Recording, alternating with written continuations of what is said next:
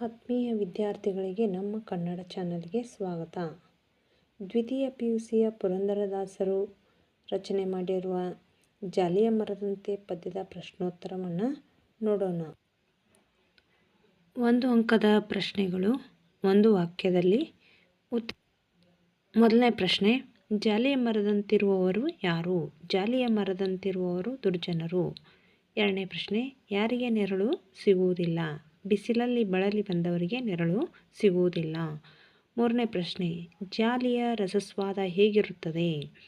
ಜಾಲಿಯ ರಸಸ್ವಾದ ವಿಷದಂತಿರುತ್ತದೆ. 4ನೇ ಪ್ರಶ್ನೆ, ದುರ್ಗಂಧ ಬಿಡದಿರುವುದು ಯಾವುದು? ದುರ್ಗಂಧ ಬಿಡದಿರುವುದು ಊರಹಂದಿ. 5ನೇ ಪ್ರಶ್ನೆ, ಯಾವ ಮಾತಿಗೆ ಕೊನೆಯಿಲ್ಲವೆಂದು ಪುರಂದರದಾಸರು ಹೇಳಿದ್ದಾರೆ? ಪಿನ್ನಾಣದ ಮಾತಿಗೆ ಕೊನೆಯಿಲ್ಲವೆಂದು ಪುರಂದರದಾಸರು ಹೇಳಿದ್ದಾರೆ. 6ನೇ ಪ್ರಶ್ನೆ, ಜಾಲಿಯ ಮುಳ್ಳು ಹೇಗೆ ಆವರಿಸಿರುತ್ತದೆ? ಜಾಲಿಯ ಮುಳ್ಳು ಮೂಲಾಗ್ರ ಪರ್ಯಂತೆ ಆವರಿಸಿರುತ್ತದೆ. 7ನೇ ಪ್ರಶ್ನೆ, ತತ್ವಜ್ಞಾನವನ್ನು ಕೇಳದವರಾರು? ಘೋರ ಪಾಪಿಗಳು ತತ್ವಜ್ಞಾನವನ್ನು ಕೇಳುವುದಿಲ್ಲ. ಇವಿಷ್ಟು 1 ಅಂಕದ ಪ್ರಶ್ನೆಗಳು. ಇನ್ನು 2 ಅಂಕದ ಪ್ರಶ್ನೆಗಳು 2-3 ವಾಕ್ಯಗಳಲ್ಲಿ ಉತ್ತರಿಸಿ. ಅದರಲ್ಲಿ ಮೊದಲನೇ ಪ್ರಶ್ನೆ, ಜಾಲಿಯ ಮರದ ನಿರರ್ಥಕತೆಯನ್ನು ಪುರಂದರದಾಸರು ಹೇಗೆ ತಿಳಿಸಿದ್ದಾರೆ? ಜಾಲಿಯ ಮರವು ಮೂಲಾಗ್ರ ಪರ್ಯಂತ ಮುಳ್ಳಿನಿಂದ ಕೂಡಿರುತ್ತದೆ. ಅದು ಬಿಸಿಲಲ್ಲಿ ಬಳಲಿ ಬಂದವರಿಗೆ ನೆರಳನ್ನು ನೀಡುವುದಿಲ್ಲ. ಹಸಿದು ಬಂದವರಿಗೆ ಹಣ್ಣನ್ನು ಒದಗಿಸುವುದಿಲ್ಲ. ಹೂವಿನಲ್ಲಿ ಸುವಾಸನೆಯಿಲ್ಲ. ಕುಳಿತುಕೊಳ್ಳಲು ಸ್ಥಳವಿಲ್ಲ.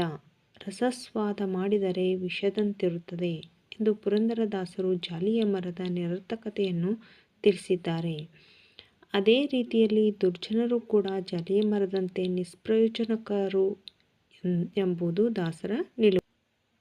ಪ್ರಶ್ನೆ ನಂಬರ್ 2, ಯಾರಿಗೆ ಷಡ್ಸಾನ್ನವನ್ನಿಕ್ಕಿ ಉಪಯೋಗವಿಲ್ಲ?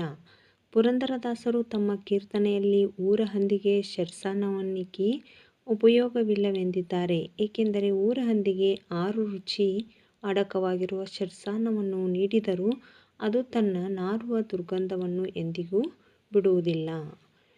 ಪ್ರಶ್ನೆ ನಂಬರ್ 3, ಯಾರಿಗೆ ತತ್ವಜ್ಞಾನ ಹೇಳಿ ಪ್ರಯೋಜನವಿಲ್ಲ? ಪುರಂದರದಾಸರು ತಮ್ಮ ಕೀರ್ತನೆಯಲ್ಲಿ ಘೋರ ಪಾಪಿಗೆ ಅಥವಾ ದುರ್ಜನರಿಗೆ ತತ್ವಜ್ಞಾನ ಹೇಳಿ ಪ್ರಯೋಜನವಿಲ್ಲ ಎಂದಿದ್ದಾರೆ. ಏಕೆಂದರೆ ಘೋರ ಪಾಪಿಗೆ ತತ್ವಜ್ಞಾನ ಹೇಳಿದರೆ ಆತ ಯಾವತ್ತೂ ತನ್ನ ಕ್ರೂರ ಕರ್ಮವನ್ನು ಬಿಟ್ಟು ಒಳ್ಳೆಯ ದಾರಿಯಲ್ಲಿ ಸಾಗುವುದಿಲ್ಲ. ಪ್ರಶ್ನೆ ನಂಬರ್ 4, ದುರ್ಜನರ ಕಾರ್ಯ ಯಾವ ಬಗೆಯದು?